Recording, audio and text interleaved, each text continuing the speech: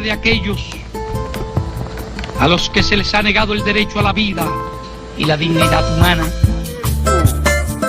Durante os quais nunca me saíram do pensamento. ¡La gloriosa vanguardia descansada de la patria!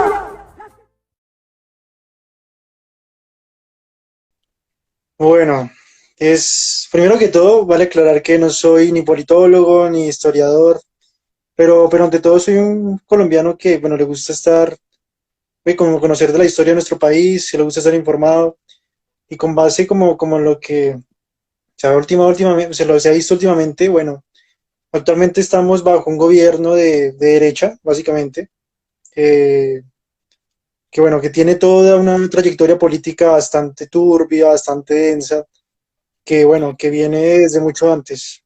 ¿De qué partido es el gobierno? Bueno, el presidente pertenecía, bueno, estaba en coalición con un partido que se llama el Centro Democrático, que es el mismo partido político que fundó Álvaro Uribe Vélez, Que básicamente. generalmente los partidos que aclaran en su nombre que son democráticos suelen ser los más dictatoriales. Exactamente, sí, totalmente.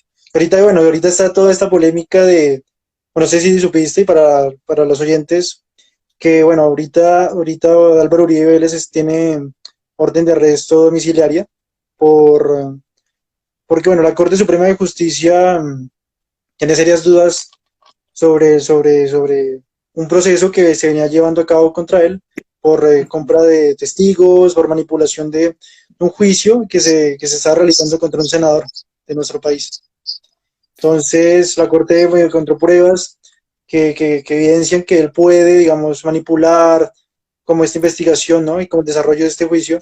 Por eso mantuvieron como esta orden preventiva de arresto domiciliario, básicamente. Está como, se formó una, así como, Lo arrestaron por una miedo a que polémica. él... Exactamente. Porque se encontraron pruebas muy, muy fehacientes de que eso podía suceder, ¿no?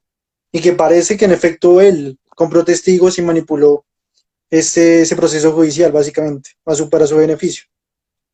No es Lo, algo muy lo paradójico de esta situación es que precisamente, o sea, como aquí en Colombia hay un refrán que dice básicamente que le salió el tiro por la culata. Quiere decir que básicamente le salió el tiro al revés, porque él en primera instancia había demandado a este senador que se llama Iván Cepeda por esto mismo, por compra de testigos, por manipulación, y se evidenció a la larga que el que estaba haciendo eso era él, y no el senador que estaba demandando. Entonces ahora literalmente se invirtió el juicio, lo están investigando a él por eso.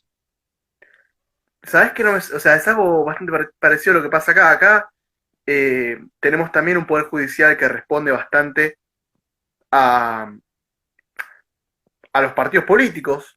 De hecho,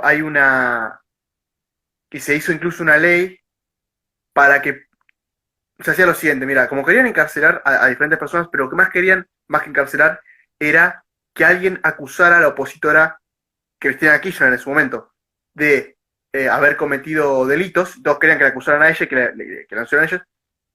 Hicieron una especie de ley que era de el arrepentido, que si vos acusabas a otros, te podías liberar. Entonces lo que hacían era apretar testigos, y entonces ellos, para poder librarse y que no metan en gana, acusaban a otro aunque fuera falso.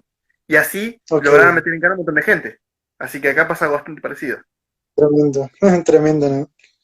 Y uno se pone a ver, o sea, a pesar de que seamos en general naciones con diferencias muy palpables, en cuestiones culturales y demás, hay cosas que nunca han cambiado, ¿no? Que son como muy comunes en nuestros países, por ejemplo.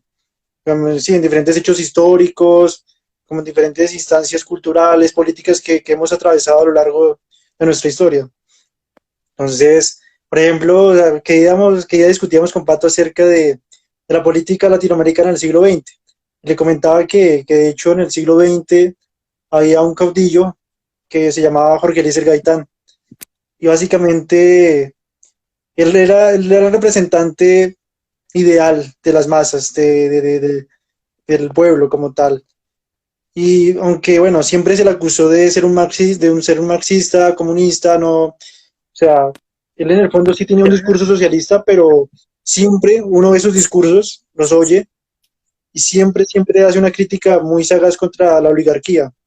contra ese poder hegemónico que siempre ha estado ahí, como haciendo de las suyas, ¿no? Y digamos que En aquí en Latinoamérica. Colombia, ¿qué? Y en Latinoamérica, claro. Aquí en Colombia, desde la fundación, desde la independencia, han habido dos partidos políticos que, bueno, que hoy en día se conocen como el Partido Liberal y el Partido Conservador. Y siempre, digamos que desde el siglo XIX y durante el siglo XX, hubieron muchas guerras políticas entre estos dos partidos, que básicamente, bueno, eh, fue un ámbito de mucha violencia que se repitió a lo largo del siglo XX y el siglo XIX sobre todo. Y bueno, y digamos que Jorge Eliezer Gaitán era representante del Partido Liberal y él básicamente asumió como la voz del pueblo, ¿no? Como esta voz reprimida que durante años y años y años se reprimió, se ocultó, ¿no? Y como que el pueblo encontró en él esa voz, como ese movimiento, ese medio para poder reclamar justicia, para poder de cierta forma reclamar sus derechos y de alguna otra forma construir un mejor país. Pero pasó que el 9 de abril de 1948, Espera, eh, está cortando. ¿sí? Ah, ok, No, que se te corta un poco. Seguí a ver si ahora ok. se escucha. Pero aconteció que, bueno, que él estaba preparándose para hacer su campaña presidencial para el periodo de 1950 al 54, y bueno, estaba teniendo un gran éxito, un gran auge en esa campaña. Básicamente, ¿sí? Quisiera saber un par de cosas. Primero, porque para nosotros Partido Liberal y Partido Conservador, en nuestro país los liberales y los conservadores estuvieron siempre al mismo lado. Por eso nos extraña. ¿Cuáles serían las diferencias ideológicas del Partido Liberal y del Partido Conservador para esa época en la que pasa todo esto? Para mediados del siglo XX. Ok, ok, ok. En primera instancia, digamos que el Partido Liberal y el Partido Conservador eran los antiguos partidos federalistas que representaban al partido conservador, perdón, al partido liberal, y estaba el partido centralista que representaba al partido conservador. Y este partido, digamos, centralista era el que representaba a Simón Bolívar en su visión, digamos, de unificar América Latina, de crear una única nación. Y el Partido Federalista era más empoderado por la cabeza de General Santander, que era como la mano derecha de Bolívar, pero que representaba esta facción política. Con el tiempo, digamos que, bueno, la facción federalista se fue convirtiendo en una facción conservadora, eh, que básicamente promulgaba como una coalición bien estrecha con la iglesia, manteniendo como las costumbres, las tradiciones comunes, ¿no? Y el Partido Liberal sí era un poco más amplio en ese sentido, abogando por un Estado laico, con reformas agrarias, con reformas que permitieran en cierta forma una integración, una igualdad más clara para el pueblo, ¿no? Pero con el O sea, hay tiempo, digamos, liberales que proponían lo la chistoso reforma era que agraria. Allá en Colombia hay liberales que proponen la reforma agraria. en ese, digamos, en lo que fue en el siglo pasado, se hacían como, eran un poco más abiertos, pensaban más en el pueblo y promulgaban un Estado laico, reformas agrarias, constitucionales, como que brindaran más garantías para la sociedad. Y los conservadores eran más de una postura conservadora, tradicionalista, ortodoxa, que promulgaba como esa dualidad de poder con la iglesia, ¿no? Pero bueno, lo que pasa siempre, o sea, de fondo, a partir de esas diferencias ideológicas, la oligarquía siempre utilizaba como fachada estas divisiones políticas para perpetuar su poder, para, digamos, concebir sus intereses, básicamente.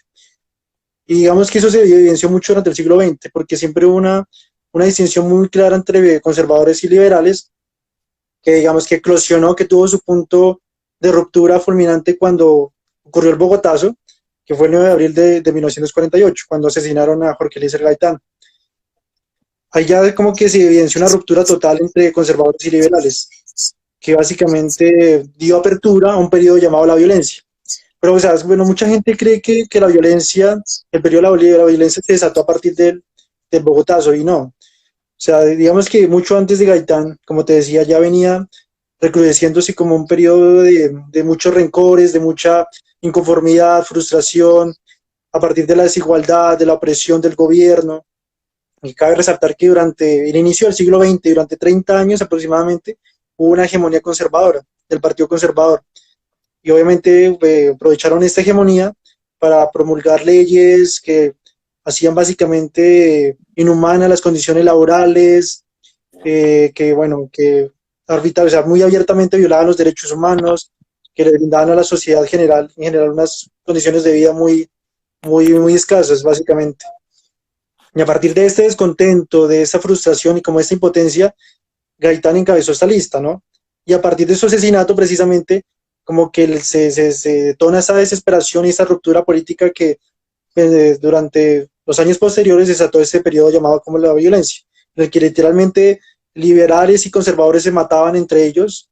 Hubo masacres, matanzas, asesinatos a diestra y siniestra, desplazamiento forzado, una época de violencia muy turbia que, bueno, A partir entre de la gente 50, pobre. a partir de 50, más o menos, Sí, esa época. exactamente. Acá Después pasó del Bogotá. medianamente parecido. Exactamente. Pero, Y loco, digamos que, ¿qué? esto que planteas sobre el Partido Liberal, que era de alguna forma más eh, popular, si se quiere, explica Sí. por qué alguien que viene del Partido Socialista se puede unir a un Partido Liberal, porque para nosotros nos parece impensable. Pero así como lo planteas vos, Claro. si el Partido Liberal te propone una reforma agraria, tiene sentido. Sí, aunque digamos que a pesar de que el Partido Liberal tenía esta apertura, digamos, un poco más progresista, en cierta forma, Gaitán tuvo que primero, por ejemplo, crear un partido propio que se llamó el UNIR, que era, bueno, no recuerdo muy bien las siglas, bueno, Unión era un Nacional. partido más de Unión Nacional, algo, no recuerdo muy bien el nombre, pero básicamente era un partido de facción socialista, en el que literalmente lo conglomeraban las masas, el pueblo como tal. Digamos que él, por ejemplo, tenía una costumbre muy bonita de ir creo que era el Teatro Jorge Eliezer Gaitán acá en Bogotá, y él daba todos los viernes, iba por las tardes a dar un discurso, a hablarle a su pueblo, y era una tradición muy bonita que él tenía, y como que alentaba a las masas, y como que las informaba, las educaba precisamente, en cuestiones políticas, como que aterrizaba la política a las masas, y eso era muy bonito, y eso a la larga fue creando un movimiento populista muy interesante. El Pero primer paso para la revolución siempre es la educación del pueblo. Totalmente. ¿Cómo llega Gaitán a hacerse conocido? Bueno, eso es una buena pregunta, eso es muy buena pregunta. Gaitán, desde siempre fue como, tuvo esa inclinación política hacia liderar las masas, porque de hecho su familia no tiene un origen aristocrático ni oligarca. Básicamente es una familia, nace en una familia promedio, por facultad propia, digamos, y de su familia ayuda a su familia, logra estudiar, logra, bueno, sacar adelante su bachillerato, estudiar en la Universidad Nacional, estudió Derecho, se especializó ahí. Por ayuda de su hermano puede ir a Italia a hacer una maestría en jurisdicción política. Y allá fue condecorado con un premio, no recuerdo el nombre, pero bueno, fue una tesis honoris causa, fue condecorada, fue muy alabado. Y al regreso de él entró a la Cámara de Representantes. Eso fue en el 1926 aproximadamente. Y resulta que en 1928... ¿Fue Italia durante la época del fascismo italiano, un poco antes? No, fue precisamente durante esa época, durante los inicios del fascismo italiano. De hecho, por ejemplo, es un punto muy interesante que vos tocas. Gaitán toma muchos apuntes del discurso de Mussolini. Él decía que le gustaba mucho ir a ver los discursos de Mussolini y que tomó muchas cosas de ese discurso, y uno lo escuchaba y uno nota ciertos matices fascistas, como muy populistas, emocionales, que nota en su discurso y se nota esa influencia mucho. El método más eficaz para poder difundir la doctrina durante el siglo XX. O sea, vos podés discutir sobre si estuvo bien lo que hizo Mussolini, pero como método de persuasión, Sí. No hay quien le gane casi. Sí. Más apoyo que vos querés llegar a las masas, hablar como las masas, hacer discursos en la plaza, funciona. Y lo hicieron todos, no solamente los populistas, de centro izquierda o nacionalistas, lo hicieron todos después. Y todavía, ¿no? Y se sigue haciendo. Todavía se hace. Sí. Y luego un marketing eficaz. Sí, totalmente. Y luego de esta época, resulta que, bueno, con todo esto que te contaba acerca de estas nociones de falta de garantías, de falta de condiciones laborales propias, dignas, resulta que, bueno, la parte caribe del país, en el norte del país, había llegado ahí arriba de la United Fruit Company, como en otros países de Centroamérica, y resulta que, bueno, dadas las condiciones tan infrahumanas de trabajo, de salarios y de muchas cosas, los trabajadores, que eran cerca de 25.000, deciden formar un sindicato, como se deciden organizarse para exigir unas condiciones más dignas, más amenas, como más humanas, ¿no? De trabajo para su familia, para sus vidas. Y luego de eso, duran aproximadamente unos 15 días en huelga, básicamente, y se reunieron un día en la plaza de Ciénaga, del pueblo de Ciénaga, y allí, bueno, duran 2 días, 3 días aproximadamente, cuando de un momento a otro llega el ejército, rodea el parque, donde hay miles de personas ahí, y de un momento a otro, en medio de la nada, empieza a sonar como una trompeta dando un aviso, y ellos pensaban que el ejército estaba al lado de ellos, cuando de un momento a otro empiezan a ver que literalmente el ejército los rodeó, los en un círculo, y comenzó a dispararles, sin discriminación, comenzó a dispararles, y literalmente en ese momento hubo miles de muertos en esa masacre, básicamente. Se rumora que, o sea, durante esa masacre y los días posteriores, porque básicamente después de esa masacre que se dio en ese lugar, y durante la persecución que el gobierno les dio a los trabajadores en los días siguientes y en los meses siguientes, hubo aproximadamente entre 2.000 y 5.000 muertos. No sé si tiene una cifra exacta por la censura que evidentemente realizaron el gobierno, ese entonces el gobierno conservador y los militares. Y de hecho hay un dato muy interesante con respecto a esta masacre que denuncia Gabriel García Márquez en 100 años de soledad. Y de hecho él dice que aproximadamente fueron 3.000 personas las asesinadas durante este periodo de masacres. Y a partir de esta masacre, un año después, medio año después, Gaitán viene a esta zona y decide investigar en realidad qué fue lo que ocurrió, cómo pasaron las cosas y demás. Y a partir de estos datos, de esta información recopilada, entre el septiembre de 1929 él asiste al Congreso. Y literalmente muchos dicen que ha sido de las mejores sesiones de denuncia que ha habido en el Congreso en toda la historia. Ha sido las mejores plenarias en donde él, con este discurso que yo te comentaba, hace una denuncia, digamos, muy humana y muy emocional de todo lo que aconteció, de toda la barbarie que realizó el gobierno durante esa masacre. Y a partir de esa denuncia, literalmente, el gobierno de ese entonces, el gobierno conservador, es derrocado, por obvias razones, y ya entra otra vez a gobernar el Partido Liberal. Y obviamente toda esa repercusión que tuvo esta denuncia y obviamente la barbarie inherente a esta masacre le garantizó a Gaitán una fama como sí, obviamente como de la posición desde el lado del pueblo, como alguien que quería hacer justicia, que quería brindarle garantías a su país, a su pueblo, a los suyos, porque él mismo conocía cómo eran esas condiciones, porque él venía propiamente desde abajo, básicamente. Y a partir de allí comienza a elaborar como una carrera política siempre afianzada desde el pueblo, para el pueblo, básicamente, ¿no? Y a partir de eso, bueno, comienza a construir con su carrera política, ocupa cargos muy importantes en el gobierno. Durante una época fue alcalde de Bogotá, también fue ministro de Educación, ministro de Cultura, y bueno, y dado ya llegando a la campaña, a las elecciones para la presidencia de 1946, él, bueno, acaba el partido que te había comentado, el de la UNIR. En el 46. Sí, para las elecciones presidenciales del 46, bueno, y uno o 2 años antes decide unirse al Partido Liberal. Y él lo que hace en el Partido Liberal es como una campaña de caballo de Troya. Decide adentrarse en este partido oligárquico, siempre, como ha sido también el conservador, y decide atacarlo desde dentro, para poder, digamos, construir una nueva ideología a favor del pueblo, para el beneficio del pueblo, ¿no? Y bueno, dentro de este partido se da una división entre los gaitanistas y los oligarcas, básicamente, los clásicos de siempre. Dando así que, bueno, adivino, ¿sí? ¿Los antigaitanistas se pusieron Partido Liberal antipersonalista o algo por el estilo? No, siguieron como dentro del mismo partido, pero tenían como unas facciones muy divididas.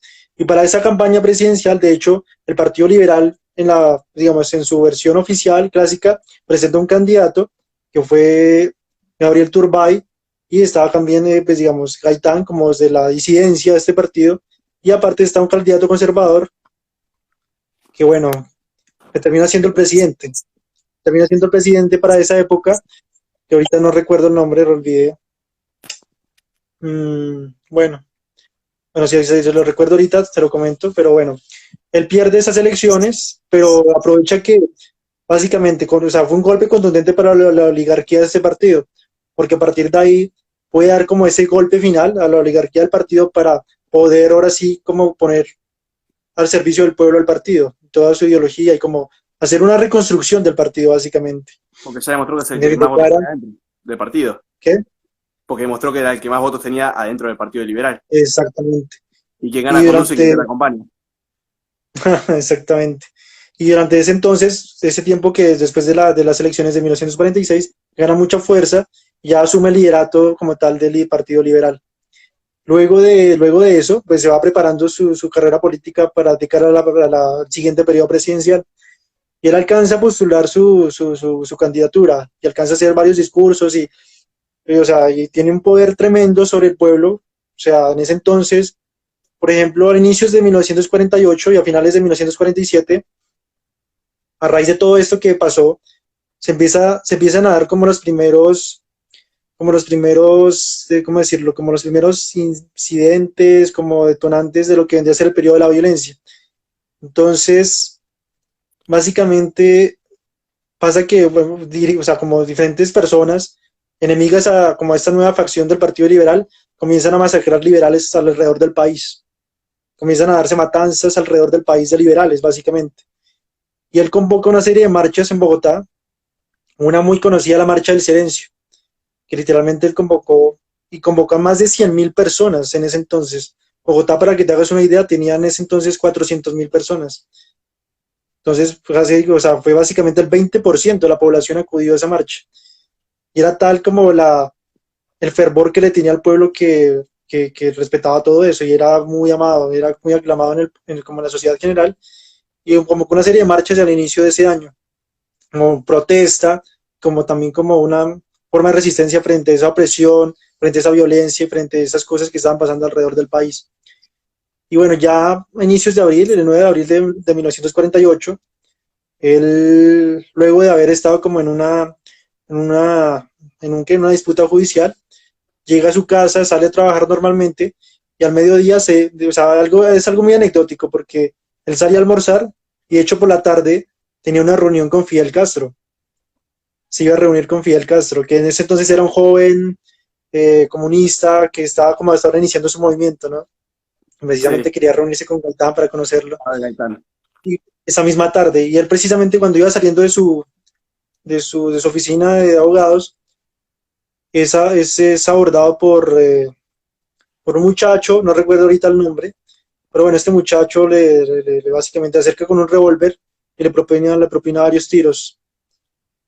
Básicamente, él alcanza como a voltearse, pero Gaitán creo que le llegó un tiro aquí en la cabeza y bueno, varios en la espalda. Y ya cuando llega al hospital, cuando es llevado al hospital, llega ya prácticamente sin signos vitales, muerto. Y a partir de la muerte de Gaitán se desata lo que se llamó, fue así, como coloquialmente el Bogotazo, que básicamente fue un caos colosal, inmenso que ocurrió en Bogotá, y no solo en Bogotá, en muchas partes del país, por la muerte desde el caudillo, ¿no? De su líder. Y a raíz de esto, muchos años después, como hacen esta inconformidad por la falta de representación política, por la falta de igualdad, por la falta de oportunidades, vendría más tarde a formarse las guerrillas, famosamente, como conocidas, que en primera instancia fueron gaitanistas y que tenían estas tendencias marxistas, básicamente. Así que, a ver, vamos a ver si entendí.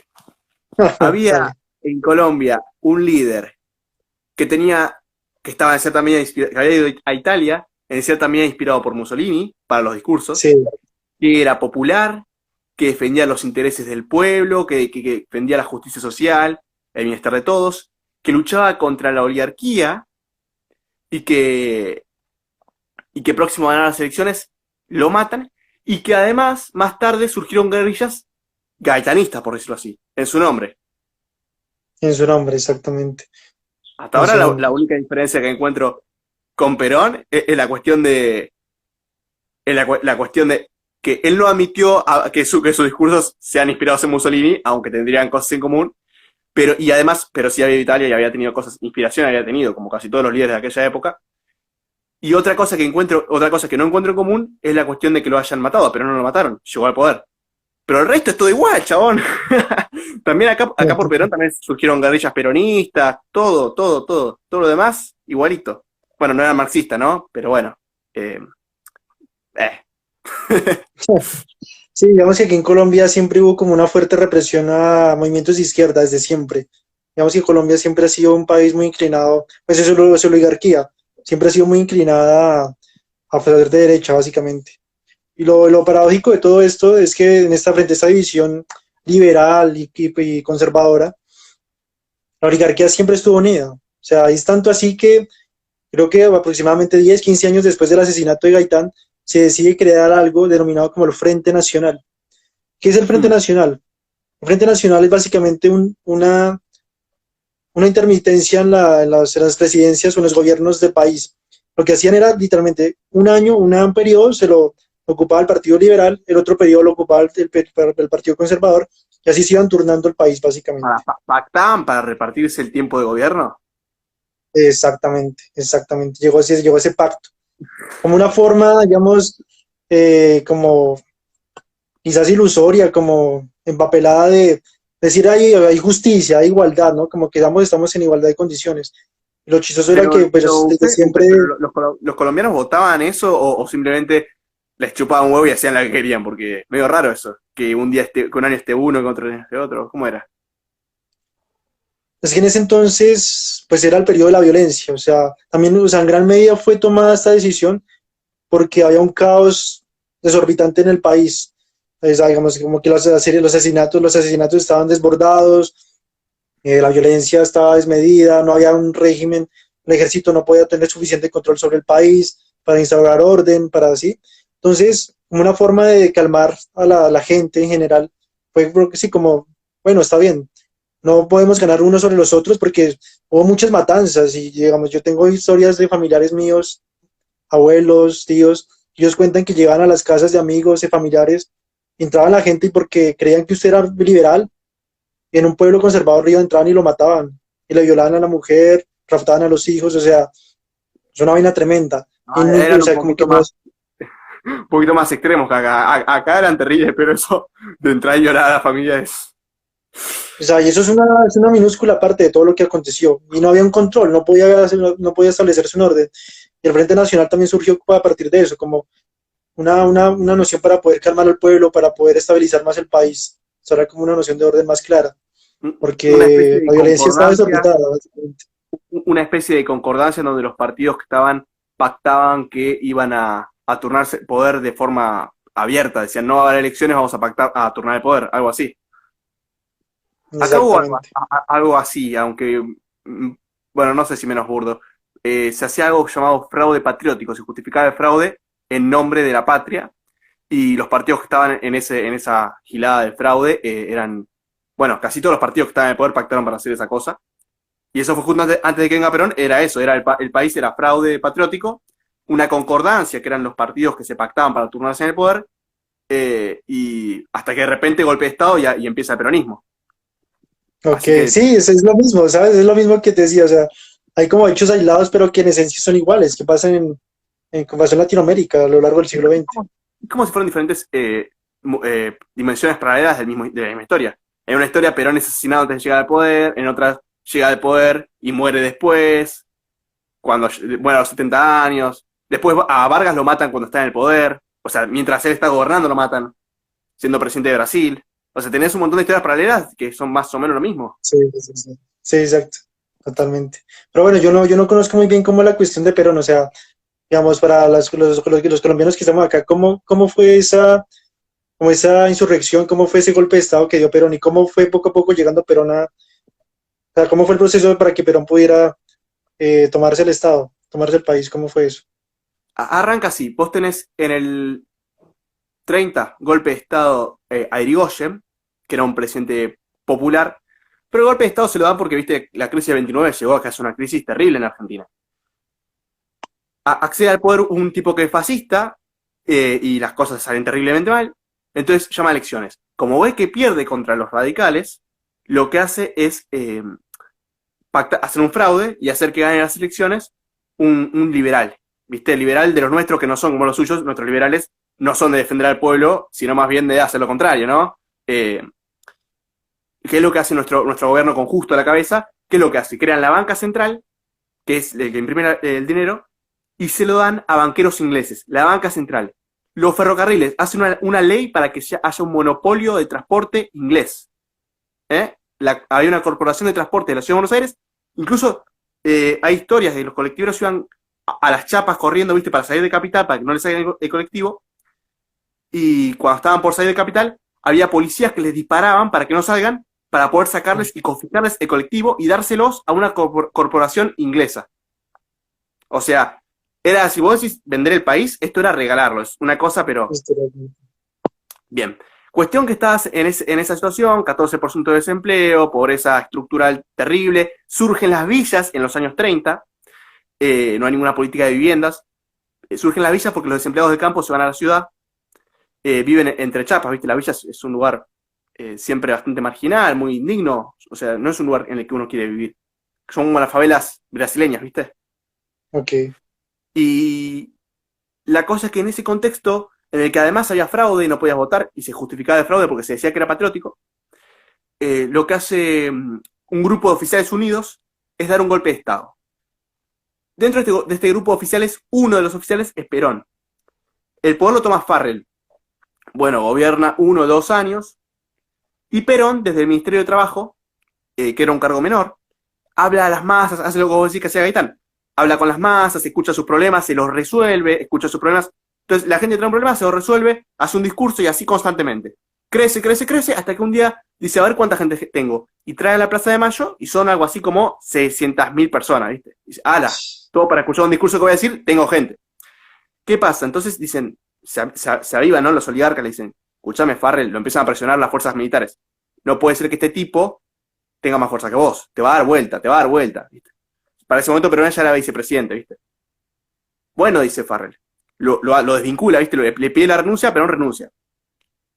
Pero le tienen miedo, no, porque dicen que va a hacer un golpe de Estado, y lo fogonean al presidente, va a hacer un golpe de Estado, lo meten en cana a Perón en la isla Martín García, para que no haga un golpe de Estado. Perón no iba a hacer nada, dice él. Pero lo que pasa es que cuando lo meten en la isla Martín García, lo encarcelan, sale el pueblo a la calle a reclamar que lo liberen. Entonces salen, esto es el 17 de octubre, la revolución justicialista se dice que empieza el 17 de octubre, cuando sale todo el pueblo a la calle para ir a la Plaza de Mayo a reclamar que traigan a su líder. Y en ese camino incluso lo que fue Capital, alrededor de Capital, vos tenés Capital acá, y alrededor tenés todo un río, el Riachuelo. Y hay puentes, vos no puedes pasar. Levantaron los puentes para que no llegue la gente y la gente llegaba a nado. Y llegaron un montón de trabajadores de todo lo que es el conurbano, que es lo que rodea la capital, que son los lugares más pobres. Sí. Y llegaron a la Plaza de Mayo y eran algo así como 1 millón de personas.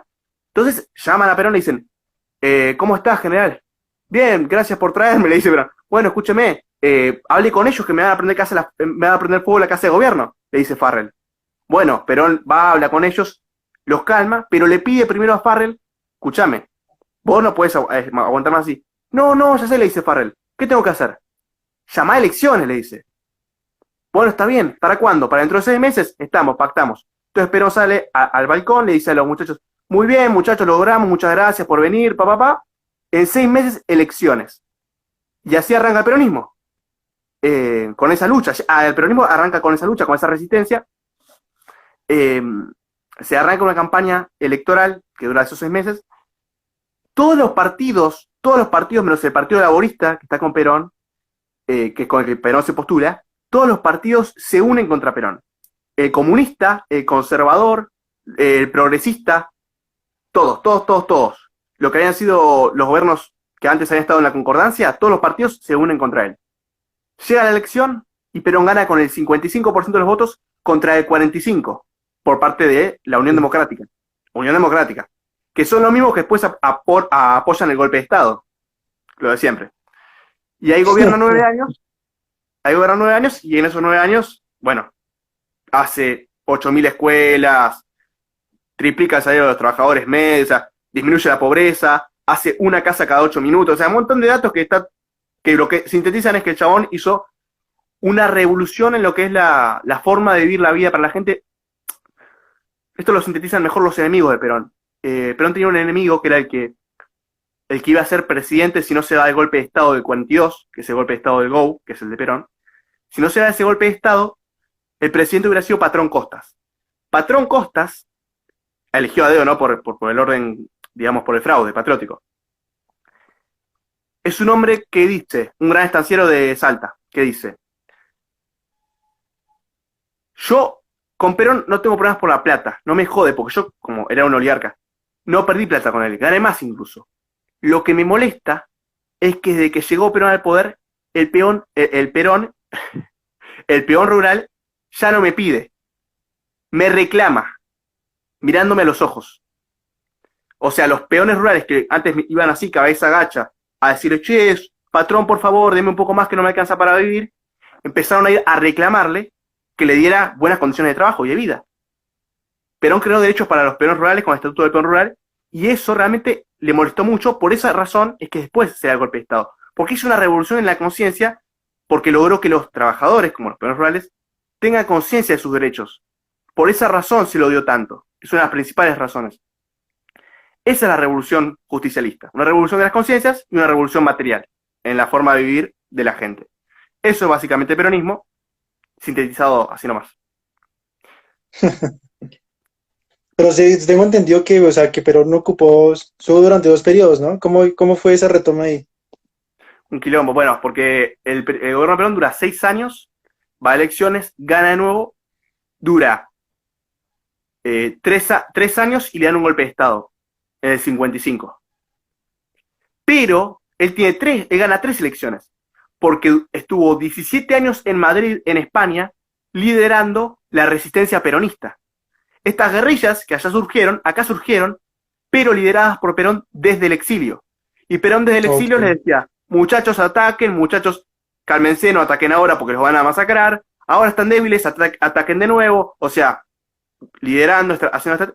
Y para cuando llega el 73, es tan fuerte la resistencia que el mismo gobierno militar se da cuenta que no puede aguantar más a lo que es la guerrilla, que la guerrilla estaba conformada por sindicalistas, civiles, estudiantes, era muy grande. La resistencia peronista era tan fuerte que dijeron, bueno, loco, seguimos así, nos van a dar vuelta. Así que tuvieron que llamar a Perón para que calme la cosa. Llaman a Perón, Perón viene para acá, se postula a Cámpora, porque bueno, larga historia, se postula a Perón, gana las elecciones en el 73. Pero ¿cuál es el problema? Acá está lo complicado del peronismo, acá es la parte que la gente no entiende, yo tampoco lo entiendo muy bien, o sea, lo investigué un montón, pero cuesta, que es el último gobierno.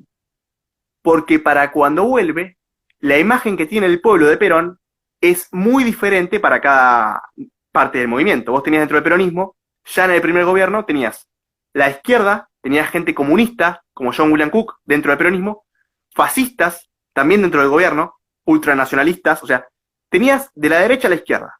Lo único que hacía estar unidos a todos esos agentes pero tan diversos era Perón y el interés por el bien nacional, ¿no? La idea era que todos los que quieran defender a la patria y al pueblo se unan, sin importar lo que piensan, ¿no?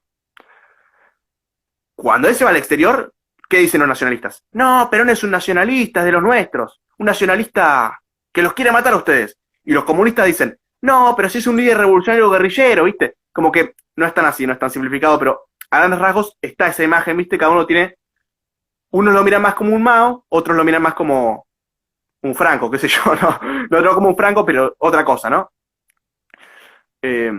Cuando Perón vuelve, tiene esas dos facciones que desde que él vuelve, y desde antes, me noté también, se están matando entre sí.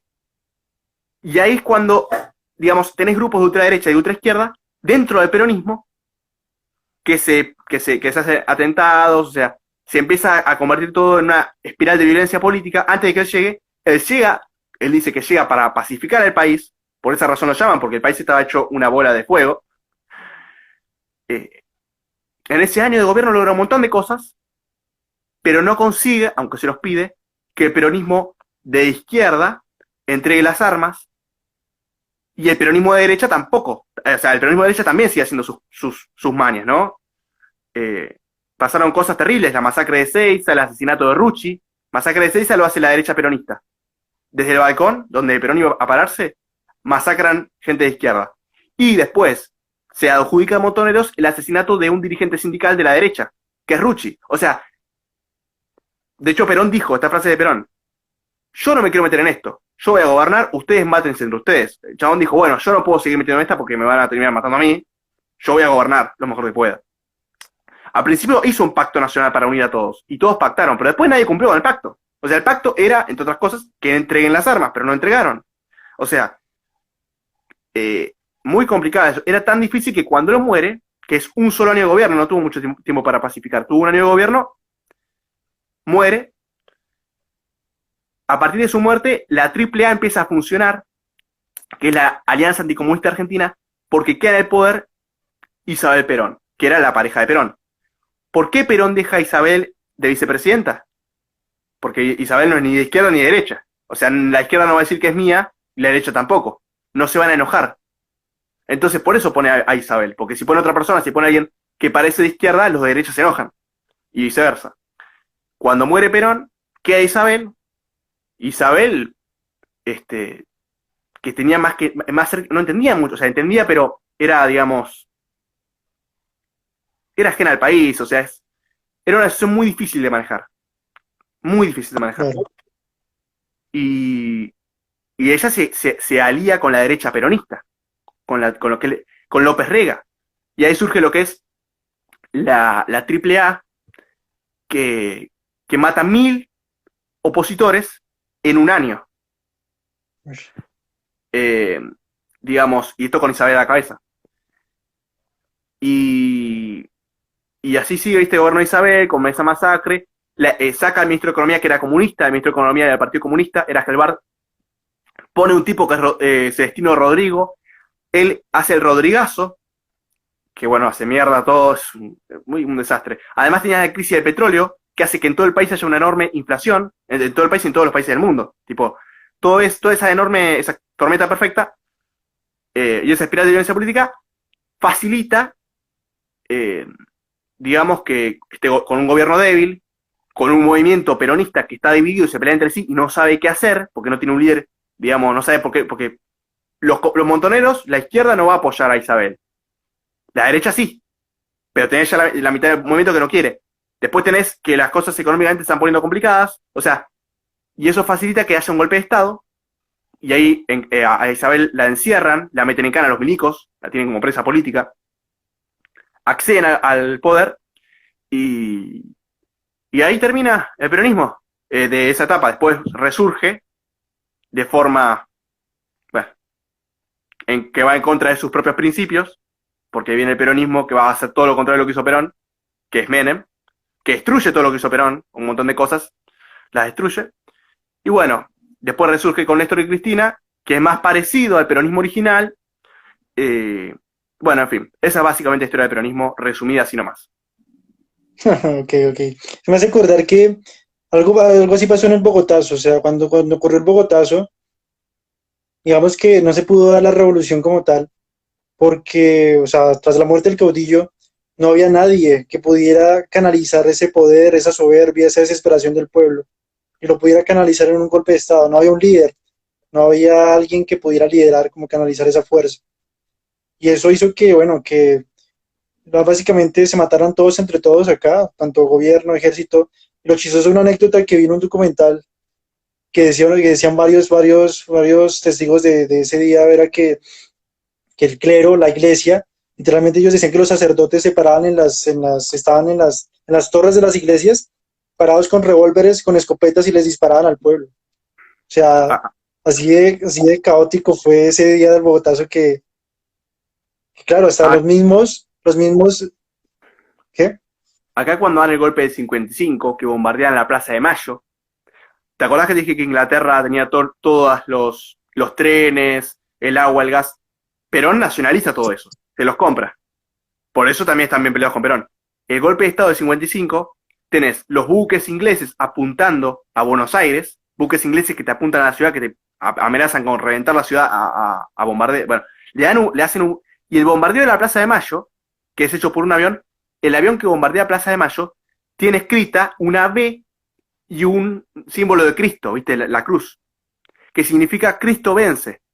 Porque es la iglesia la que bombardea, junto a otros, ¿no? La que apoya el bombardeo de la Plaza de Mayo, matando en ese bombardeo a 300 personas por lo menos y dejando al menos 600 heridos. Bombardearon a la plaza llena de gente. Después ese símbolo, que es la B y la cruz, Cruz. se transforma en la B y la P, que significa Perón vuelve. Se resignifica y se transforma en lo contrario. Sí, sí, sí, sí. Después Viva Perón, bueno, ya tenés. Ahí, esa es básicamente. Por eso el simbolito ese, ahí viene. Aquí pasó, de hecho hay una experiencia similar que pasó acá en el día del Bogotazo, y era que, bueno, que una gran facción del ejército también estaba a favor de Gaitán. Y obviamente el ejército también tiene como este dilema moral del hecho de, bueno, si se politiza o no se politiza, si sigue fiel al gobierno o si es fiel al pueblo, ¿no? Y pasó que salieron tanques de unas brigadas del ejército que habían en la ciudad, que intentaron rodear básicamente la Plaza de Bolívar, que es básicamente donde está el Palacio de Justicia, el Congreso, y está como a unos metros del Palacio de Nariño, que es la residencia del presidente. Y la gente veía pasar los tanques con las banderas rojas, que es el color del Partido Liberal. Entonces la gente creía que en efecto el ejército estaba con ellos. Entonces los tanques llegaron hasta la Plaza de Bolívar y habían miles de personas al lado de ellos, ¿no? Como acompañándolos y apoyándolos para tomarse el palacio y tomarse la Casa de Nariño. Y llegó el momento en que, pues es una teoría, no se sabe con certeza qué pasó, pero se dice que el general que comandaba esa misión dentro de uno de esos tanques fue asesinado por una sublevación interna del ejército. Este comandante liberal fue asesinado.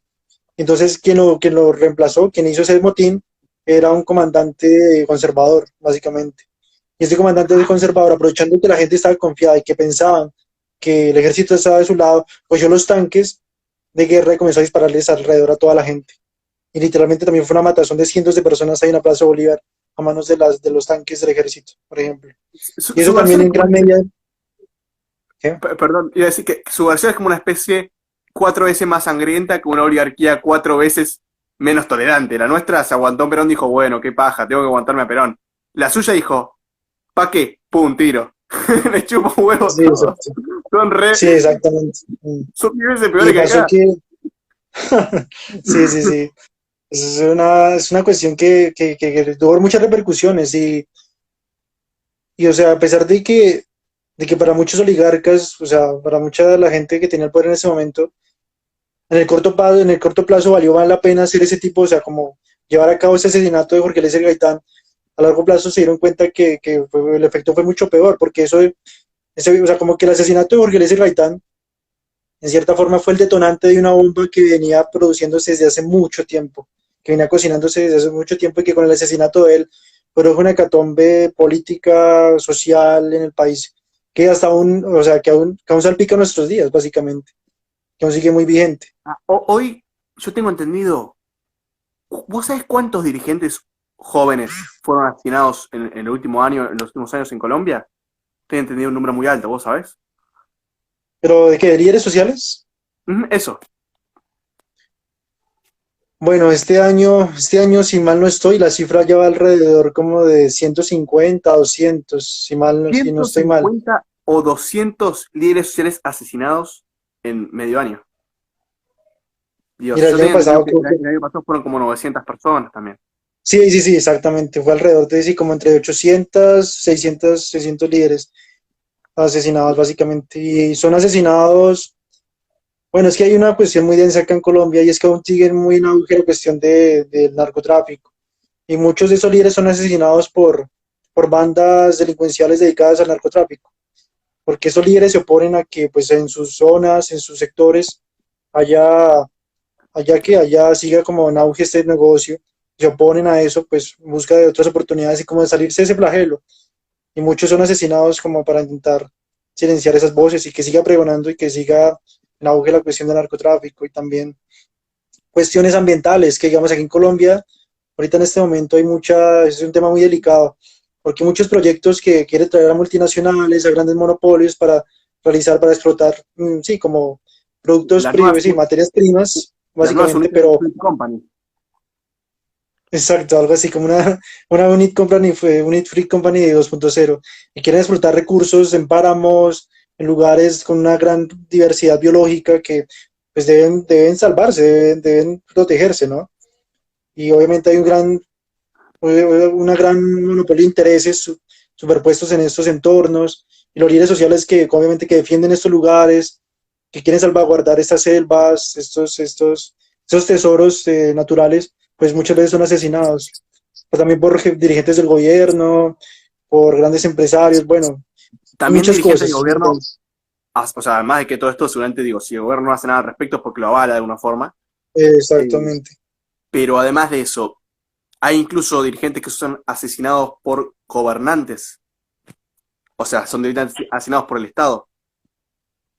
Sí, de hecho, el flagelo más prominente de esa injusticia, bueno, fue que alrededor de los años 70 y 80, al tiempo que había el gran auge del narcotráfico a cargo de los carteles de Medellín y de Cali, resulta que, bueno, habían muchos grupos armados, como era el M-19, como son las FARC, el ELN, y uno de los primeros grupos que logró como acordar un pacto de paz con el gobierno para dar una transición a un movimiento político, digamos, más bajo una instancia de derecho, un Estado de Derecho, fue el M-19. El M-19 en ese entonces, bueno, estaba liderado por un líder político llamado Carlos Pizarro. Y a partir de ese diálogo de paz y de la entrega de armas como tal, se creó un grupo llamado la Unión Patriótica. Y básicamente era como, sí, un partido liberal, como progresista, además con inclinaciones de izquierda, pero sí, con un interés en el pueblo, básicamente, como en cierta forma reivindicando el legado de Gaitán, dándole garantías al pueblo por una sociedad más justa, más equilibrada, por Peronista, como la sí. recuperación, ¿sí? Sí. Bueno, en términos argentinos, sí. Y resulta que poco a poco, durante aproximadamente unos 5 años, algo más, los dirigentes políticos de este partido todos fueron asesinados. O sea, se estipula que alrededor de 3.000 dirigentes, 3.000 miembros de este partido fueron asesinados durante esta época. Wow. O sea, fue un asesinato de facto, de hecho. El mismo gobierno, en alianza con grupos paramilitares, con los carteles también, porque obviamente no se puede desvincular la alianza que tuvo el gobierno durante muchos periodos con el narcotráfico, con los grandes carteles. Hasta de hecho, eso se supo mucho, y hubo un presidente que aquí en Colombia, no recuerdo muy bien el periodo, que fue Ernesto Samper, y se comprobó de hecho, de facto, con muchas pruebas, que gran parte de su campaña presidencial fue financiada con dineros del narcotráfico. Y aún así fue tanta su cinismo que no renunció, a pesar de que habían pruebas de facto, que habían todo un arsenal que documentaba realmente que sí había sido financiado por el narcotráfico. Y o sea, de cierta forma todo eso se naturalizó, y toda esta serie de asesinatos, y el silencio se imponía a punta de muerte, básicamente. El poder se imponía, si era puesto a través de la violencia, como siempre ha sido. Digamos que en Colombia aún no se ha dado del todo como esa transición a dinámicas de poder más eficaces, como en términos de Foucault, ¿no? Donde no sea tan explícita la violencia. Siempre ha sido muy explícita la violencia, y como la forma de imponer dominio y silencio es a través de la muerte, de la violencia. Es terrible. Pero acá sabes que se manejaba un poco la teoría, esto lo dicen algunos comunistas que conozco, que si no hubiera llegado Perón al poder, se hubiera dado una revolución comunista. Esto dicen varios comunistas que conozco. Ahora, Perón dice en Conducción Política, como un dato que podría avalar su teoría, que cuando cuando él está en el Ministerio de Trabajo, la mitad de los argentinos eran comunistas y la mitad eran cristianos, ¿no? Dice él, al menos de los que venían a pedirle al Ministerio de Trabajo reclamos, eran la mitad comunistas y la mitad cristianos. Que él busca hacer una doctrina que deje satisfechos a ambos, ¿viste? Algo que haga felices a todos. Eso es lo que busca el justicialismo, ¿no? Básicamente. Sí. Ahora, por eso dicen que si no hubiera ido un Perón, dicen los comunistas, se hubiera dado la revolución comunista, la revolución, ¿no? Un poco que esto es lo que hubiera pasado si no hubiera venido Perón. Algo parecido a lo que pasó allá. Un estallido social, como plantean que quieren los comunistas que dicen esto, esta revolución, pero que en lugar de, tal vez, podría haber pasado, ¿no? En lugar de implantar un régimen comunista, sin un líder, genera lo que está pasando, lo que me contaste que pasa allá, una especie de guerra civil permanente que todavía hoy perdura. Exactamente. Que de hecho lo que se evidenció, tal cual, o sea, tal cual esa premisa aplica mucho lo que pasó acá en Colombia, porque precisamente no se dio esa reforma, digamos, ese nuevo método de gobierno que propugnaba Gaitán, y a partir de su muerte, de esos asesinatos, se produjo una división política que no se pudo encauzar, que no se pudo unificar, Y a partir de eso, de todo eso, y como el flagelo de la violencia, de la desigualdad, de la falta de oportunidades, se produjo el movimiento de guerrillas con una que eran movimientos de izquierda extremistas que propugnaban estado de revolución, sí, estados comunistas y demás. Y eso, o sea, y estuvo, fue un flagelo que estuvo a punto de, como decir, como un periodo de conflicto que estuvo a punto de ganar la guerrilla, o sea, durante, Que se sobre daba todo como, se daba realmente la revolución comunista. exactamente, exactamente, exactamente, ya, literalmente llegó un punto en que creo que fue como en los años 80, finales de los 80, en que la guerrilla había ganado tanto auge en el país y tenía tanto dominio sobre muchas ciudades y muchos pueblos del país, que literalmente, que literal se dice que alcanzaron a tener rodeada Bogotá, a que ya les faltaba muy poco para haber dado como ese golpe de estado para entrar y tomarse todo el país, básicamente. Y yo no sé, o sea, yo también se evidencia mucho a lo largo de todos esos años después de la muerte de Gaitán que, bueno, es que luego de en los años 70 y 80 empieza a entrar la cuestión del narcotráfico y las guerrillas y movimientos subversivos recurren al narcotráfico para financiar sus campañas, sus movimientos, y se da algo que, bueno, que literalmente fue el punto de inflexión entre los ideales originarios de las guerrillas y lo que representaba después la guerrilla, que básicamente los ideales sí, de una sociedad comunista, igualitaria, equitativa, se corrompió por el narcotráfico y ya lo que se volvieron fue a empresas de narcotráfico, como otros carteles subversivos, básicamente, que se financiaban a punta del narcotráfico, solo les interesaba tomar zonas muy precisas para cultivar coca, para, bueno, para toda la financiación del narcotráfico, para el éxito de este negocio.